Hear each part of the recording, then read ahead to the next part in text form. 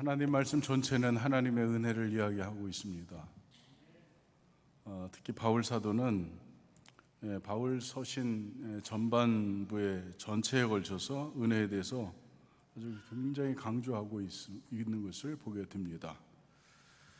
바울이 이야기하는 은혜는 죄에 대한 용서, 또 하나님의 자녀된 것, 영원한 생명에 대한 모든 것이 하나님의 사랑, 하나님의 사랑의 섭리를 통해서 예수 그리스도의 은혜라는 것을 우리에게 전하고 있는 그런 말씀이죠.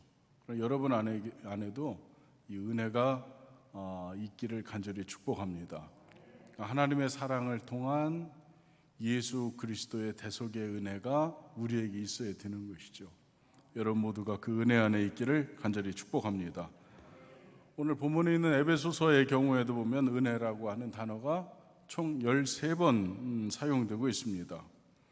우리가 은혜를 정확하게 이해하기 위해서는 은혜라고 하는 말이 어떤 의미를 가지고 있는지를 우리가 알아야 되는데, 성경에서 사용하고 있는 은혜에 대한 단어는 총 4가지가 있습니다. 우리는 다 은혜라고 해석됐는데 그 은혜로 해석된 단어가 4가지가 있는데, 첫째는 하나니고, 두 번째는 하세드이고, 세 번째는 카이로이고, 네 번째는 카리스. 이 4가지 단어가 은혜라고 하는 의미로 사용되어지고 있습니다. 하나니라고 하는 것은, 하나님의 의미는 윗사람이 아랫사람에게 숙여주다, 이런 의미를 가지고 있습니다. 다시 말해서 이것은 은혜의 방향성을 이야기하는데, 은혜는 위로 향하는 것이 아니라 은혜는 아래로 향한다고 하는 의미를 가지고 있는 것이지요. 물은 높은 곳에서 어느 곳으로 갑니까? 더 높은 곳으로 갑니까? 물은 높은 곳에서 낮은 곳으로 흘러가죠. 이상하게 생각해 보면, 우리가 다시 한번 생각해 보면, 은혜든 사랑이든 높은 곳에서 낮은 곳으로 흘러가는 것이 언제나 일반적입니다. 그래서 자녀를 사랑하는 것은 저절로 되는데, 부모님 사랑하는 것은 노력해야 되는 거예요. 노력해야. 그래서 은혜든 사랑이든 하나님께로부터 오는 것은 다 밑으로 내려가더라, 그런 의미가 있는 거죠. 그래서 은혜는 방향의 측면에서 상향적 방향이 아니라 하향적 방향으로 흘러가고 있다라고 하는 말씀입니다. 오늘 본문에서 사용하고 있는 은혜라고 하는 단어는 카리스입니다. 은혜는 카리스인데 이것은 선물을 의미합니다. 선물, 호의, 선물, 감사할 가치가 있는 이런 의미를 가지고 있습니다. 하나님의 은혜는 여러분에게 값없이 주시는 은혜가 하나님의 은혜인 줄 믿습니다. 값없이 주시는 선물. 주님께서는 여러분에게 무엇을 주셨습니까? 구속하셔서 여러분에게 영원한 생명을 주셨죠. 그러니 우리가 하나님께로부터 받은 가장 귀한 것, 가장 귀하고 가장 큰 것은, 그것은 하나님의 구원입니다. 이것이 최상의 선물이라고 말할 수 있는 것입니다. 바울이 에베소서에서 사용한 은혜라고 하는 단어는 바로 카리스입니다. 하나님께서 주신 선물, 그것을 이야기하고 있습니다. 주석가로 유명한 바클레이라고 하는 바클레이는 카리스를 매력으로 번역했습니다. 차함이라고 해서 매력으로 그렇게 번역했는데, 정말 은혜는 매력 있는 사건이라는 것입니다. 여러분의 인생을 아주 매력적으로 바꿔놓는 것이 은혜입니다. 그러나 우리가 인생을 살아가면서도 사람의 표정 안에서 그 사람의 매력을 느끼는 것입니다. 뚱하고 있으면 그 사람의 매력이 없습니다. 그런데 웃는다든지 미소를 보인다든지 그럴 때 그 사람에게 따뜻함과 매력이 나오는 것입니다. 인간관계에 승리하고 싶으면 여러분은 미소를 가진 사람이 되시기를 축복합니다. 우리가 지금은 이렇게 마스크로 얼굴 반을 가리고 있으니까 내가 웃는지 웃지 않는지 잘 표현이 안 되는데, 그래서 요즘에 발달하는 것이 눈웃음입니다. 눈웃음. 벌써 이렇게 눈웃음이 있는데, 눈을 가늘게 떴다가 크게 떴다가 이게 눈웃음인데, 여러분 요즘은 눈웃음이라도 배울 수 있기를 바랍니다. 그래서 여러분이 매력 있는 분들이 되시기를 바랍니다. 다시 말해서 하나님의 은혜는 받으면 받을수록 멋있고 매력이 있고 그리고 감사할 가치가 있고 행복하고 기쁘고 기분이 좋아진다는 것입니다. 그러니까 은혜라고 하는 것은 우리에게 그렇게 유용하고 필요한 것입니다. 그러면 이런 은혜를 우리가 받기 위해서 우리는 어떻게 해야 할까 하는 것입니다. 은혜를 받지 못하면 우리의 삶은 황무지 같고 흑백과도 같다고 말씀을 드렸는데, 여러분의 삶에 주님의 은혜가 충만하기를 축복합니다. 그러면 우리는 어떻게 하면 은혜를 받을 수 있을까 하는 것입니다. 오늘 본문 24절은 에베소서의 결론입니다. 에베소서가 6장 24절까지 있는데 마지막 절입니다. 이 마지막 절에 이렇게 기록되어 있습니다. 우리 주 예수 그리스도를 변함없이 사랑하는 모든 자에게 은혜가 있을지어다. 우리 주 예수 그리스도를 변함없이 사랑하는 자에게 은혜가 있을지어다. 이렇게 바울 사도는 결론적으로 말하고 있다는 것입니다. 은혜를 받으려면 변함없는 무엇이 필요한 것입니다. 변함없는 사랑, 변함없는 믿음, 변함없는 소망, 변함없는 충성, 변함없는 섬김, 이런 것이 필요하다는 거예요. 변함없는 무엇이 필요하다는 거예요. 변함이 없어야 하는 것입니다. 여러분 모두가 변함없는 사랑으로 주님을 사랑하여서 주님의 은혜를 여러분이 경험할 수 있기를 축복합니다. 변함이 없다라고 하는 뜻에는, 말에는, 단어에는 두 가지 의미가 있는데, 하나는 썩지 않는 이런 의미가 있습니다. 썩지 않는다는 것입니다. 세상의 것은 다 썩어버립니다. 그러나 고린도전서 15장 42절에 보면 썩을 것으로 심고 썩지 아니할 것으로 다시 살며 라고 말하고 있습니다. 썩지 아니할 것으로 다시 산다, 이런 얘기죠. 사랑하는 아내가 죽었습니다. 그런데 이 아내가 썩지 않습니다. 그러면 땅에 묻을까요, 안 묻을까요? 그대로 있습니다. 변하지 않습니다. 묻을까요, 안 묻을까요? 묻겠습니까, 안 묻겠습니까? 안 묻죠. 사랑하는 남편이 죽었습니다. 그런데 얼굴을 만져보니까 따뜻함이 그대로 있고 그냥 움직이지만 않을 뿐 그대로 있습니다. 숨만 안 쉴 뿐 변하지 않습니다. 그대로 있습니다. 그러면 화장해요, 안 해요? 안 할 것 같습니다. 그런데 불행하게도 육체는 썩어버리고 맙니다. 그래서 악취를 풍기고 본래 모습이 흐트러지고 실체가 사라지고, 그러니까 우리가 땅에 묻기도 하고 태우기도 하고 그런 것입니다. 인간의 육체는 다 썩게 마련입니다. 그러나 부활의 몸은 썩지 않는다고 되어 있습니다. 바울은 왜 우리 주 예수 그리스도를 변함없이 사랑해야 되는가에 대한 사실을 강조하고 있는데, 여러분 이 안에서 변함없는 사랑, 이 사랑은 두 가지로 나눌 수 있죠. 하나님의 사랑과 인간의 사랑으로 나눌 수 있습니다. 하나님의 사랑은 창조부터 종말까지, 시작부터 끝까지, 또 영원부터 영원까지 변하지 않습니다. 그런데 사람의 사랑은 어떨까요? 사람의 사랑은 변하게 되어 있습니다. 여러분, 남편의 사랑이 그대로 있습니까? 변합니까? 신중하게 말씀하시기 바랍니다. 남편의 사랑이 변합니까? 변하지 않습니까?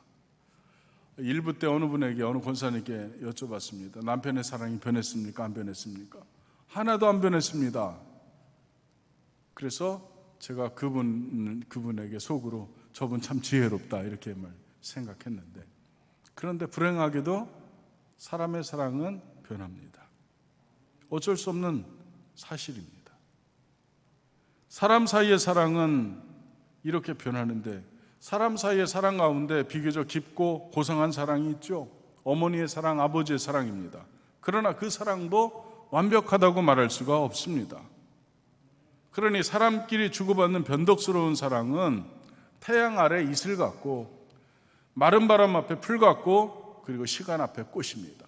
화무 11홍이라고 열을 붉은 꽃이 없다, 이런 얘기도 있습니다. 물론 권세가 그렇게 길지 못하다, 이런 의미지만 문자적으로 해석을 그대로 하면 열을 붉은 꽃이 없다, 오래가는 꽃이 없다, 이런 의미입니다.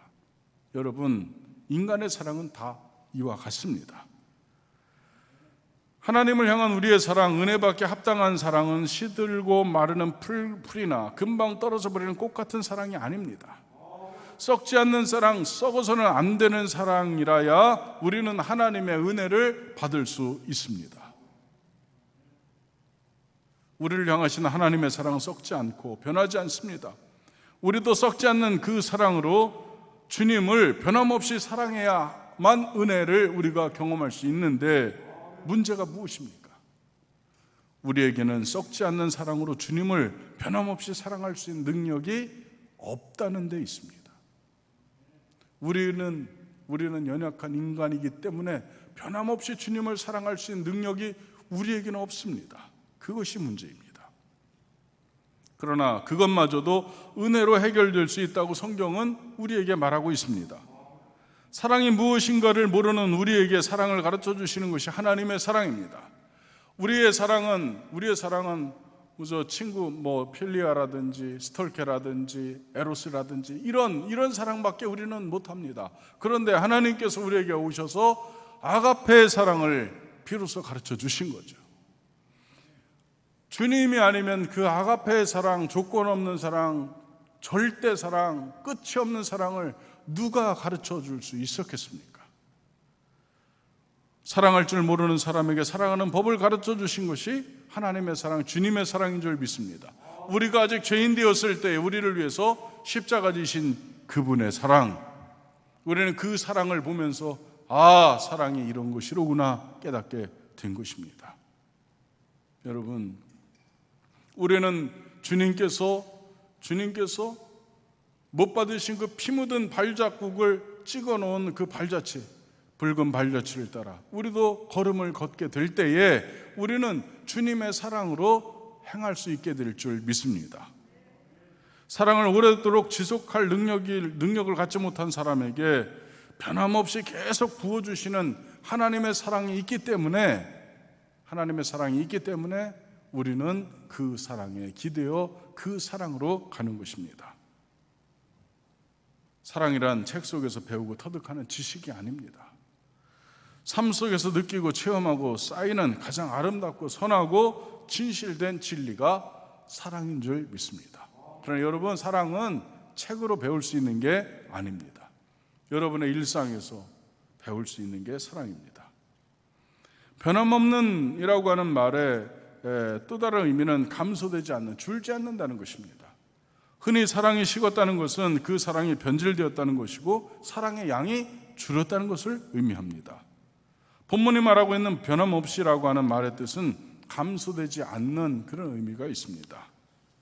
여러분의 사랑이 감소되지 않기를 주님의 이름으로 축복합니다. 우리 교회 소망교회를 사랑하는 여러분의 사랑이 줄지 않기를 주님의 이름으로 축복합니다. 처음에 임대교회에서 장판 깔고 땅바닥에서 예배드릴 그때의 그 열심을 여러분은 잊지 않기를 축복합니다. 이곳에 콘크리트만 쳐놓고 그 안에서 여러분이 눈물 뿌리며 기도했던 교회를 사랑한 그 사랑이 여러분에게 변하지 않기를 주님의 이름으로 간절히 축복합니다. 그 사랑을 놓치면 안 되는 거죠. 사도 바울은 에베소 교회를 향해서 변함없는 사랑, 줄지 않는 사랑을 당부했습니다. 그러나 에베소 교회는 훗날 그들이 지녔던 사랑이 변해버렸습니다. 그래서 요한계시록 2장 4절에 보면 너를 책망할 것이 있나니 너의 처음 사랑을 버렸느니라.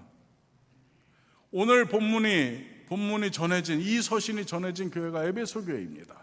그런데 이 에베소 교회의 교인들에게 바울 사도는 변함없는 사랑으로 주님을 사랑하라고 권면했는데 결국 에베소 교회는 그 에베소 교회의 사랑이 식어져 버렸습니다. 처음 사랑을 버렸습니다. 그래서 이 책망을 듣게 된 것입니다. 우리는 우리 시대를 분별해야 되고 우리 자신을 돌아봐야 되고 우리가 어떤 이유로 우리의 첫사랑이 왜 잃어버리고 왜 사랑이 줄었는지에 대해서 우리는 알아내야 하겠습니다. 그래서 깨닫고 돌이키는 여러분 되시기를 주님의 이름으로 간절히 부탁합니다. 사랑은 귀한 보화입니다. 그러나 사랑하지 않으면 그 양이 점점 감소되는 특성을 가지고 있습니다. 그리고 사랑하면 할수록 사랑은 점점 더 커지게 되는 것입니다. 그럼 여러분, 변함없는 사랑, 은혜 받는 조건이 되는 변함없는 사랑이 여러분 안에 있기를 간절히 축복합니다. 그러면 은혜의 결과는 무엇입니까? 우리는 은혜 받으면 어떤 결과를 우리에게 나타나는가, 어떤 결과가 나타나는가 하는 것입니다. 누가복음 1장 26절로 38절에 보면 천사 가브리엘이 갈릴리 지방 나사렛에 있는 처녀 마리아를 찾아와서 잉태하여 아들을 낳게 될 것이라고 하는 소식을 전하는 기사가 기록되어 있는 내용입니다. 가브리엘의 문화는 이렇게 시작됩니다. 누가복음 1장 28절에 보면 중간 부분에 은혜를 받은 자여 평안할지어다 주께서 너와 함께 하시도다. 은혜를 받은 자여 평안할지어다 주께서 너와 함께 하시도다, 이렇게 말씀하고 있습니다.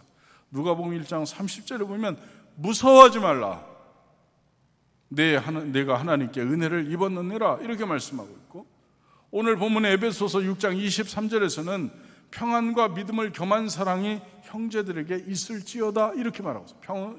평안과 믿음을 겸한 사랑이 형제들에게 있을지어다, 이렇게 말하고 있습니다. 다시 말해서 성경이 말씀하고 있는 은혜의 결과는 평안입니다. 여러분에게 평안이 있기를 주님의 이름으로 축복합니다. 여러분의 얼굴이 평안했으면 좋겠습니다. 교회 들어올 때 여러분의 얼굴이 반짝반짝 빛이 나고 얼굴에 미소가 있고 그리고 눈에는 생기가 있고 여러분의 걸음걸이에는 뭔가 목적이 있는 힘 있는 걸음걸이가 되었으면 참 좋겠습니다. 이것은 평안한 사람이 낼 수 있는 표현들입니다. 주님이 주시는 참 평안, 다시 말해서 은혜로 임하는 샬롬, 희락이 우리 안에 그렇게 임하는 것입니다. 이 시간 여러분에게 이 평안이 가득하시기를 주님의 이름으로 축복합니다. 천사 가브리엘이 마리아에게 주께서 너와 함께 하시기 때문에 평안할지어다 한 것입니다. 두렵습니다. 놀랍습니다. 이것이 무섭습니다. 그런데 주님께서 너와 함께 하시기 때문에 너는 평안해라, 이런 얘기예요.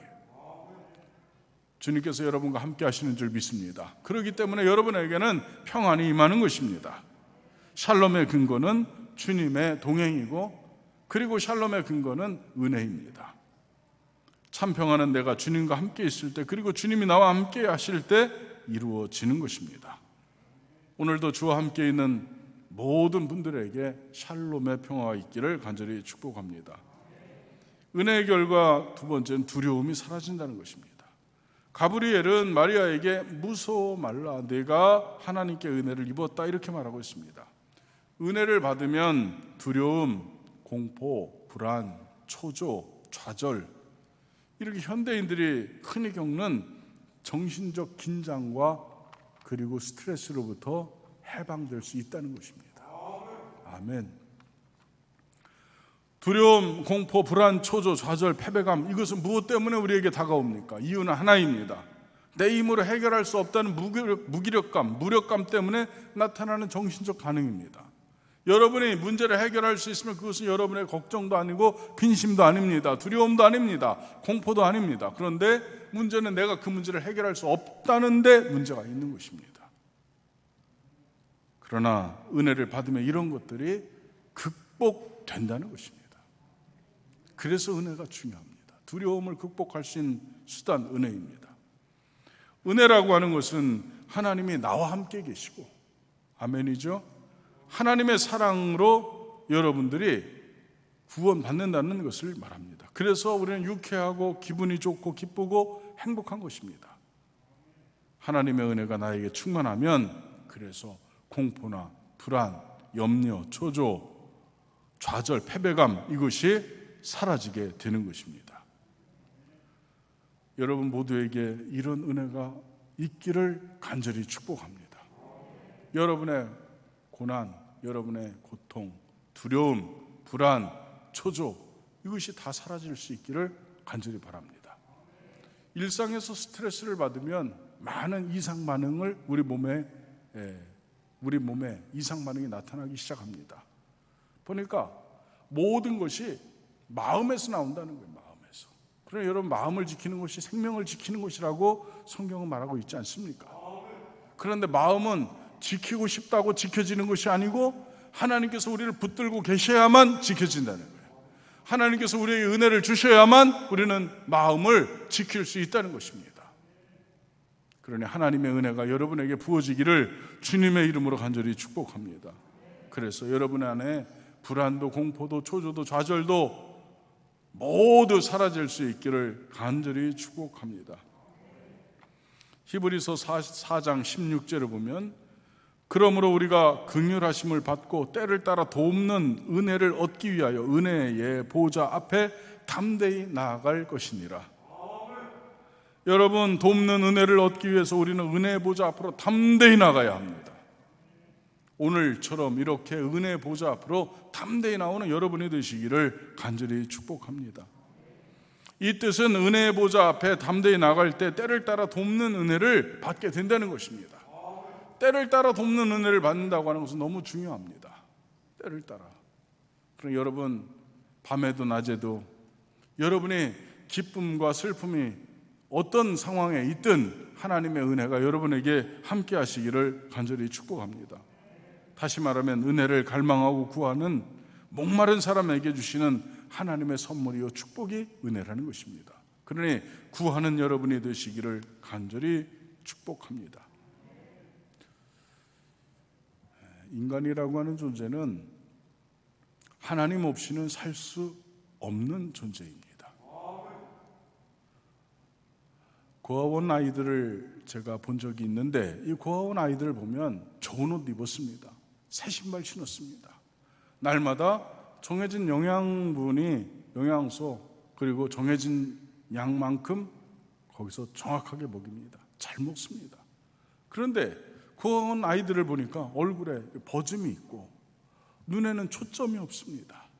얼굴에 기쁨이 하나도 없습니다. 뭔가 핏기도 없는 것 같습니다.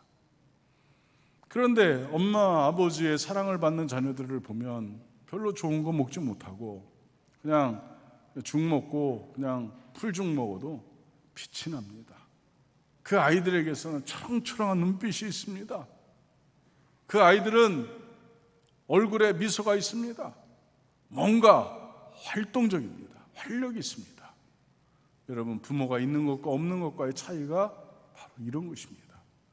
여러분은 하나님이 여러분과 함께 하시기를 간절히 축복합니다. 하나님 아버지가 여러분과 함께 계십니다. 도우시는 성령께서 여러분을 떠나지 않습니다. 여러분의 신랑 되신 예수 그리스도께서 여러분을 기다리고 양팔 벌려 여러분을 맞이해 주실 것입니다. 우리에게는 하나님 아버지가 계십니다. 우리에게는 부모님이 계시다는 것입니다. 영원한 부모님이 계십니다. 그러니 여러분, 주님께서, 하나님께서, 성령께서 여러분과 함께 하시기 때문에 여러분은 좌절하고 절망하고 두려워하지 말라는 것입니다. 여러분, 주님이 있는, 하나님이 있는, 아버지 있는 그런 분들이 되시기를 간절히 축복합니다. 여러분, 은혜의 사람들, 은혜 받는 사람들이 되시기를 주님의 이름으로 간절히 축복합니다. 우리 주 예수 그리스도를 변함없이 사랑하는 모든 자에게 은혜가 있을지어다. 아멘. 여러분 모두에게 하나님의 은혜가 넘치시기를 주님의 이름으로 축복합니다.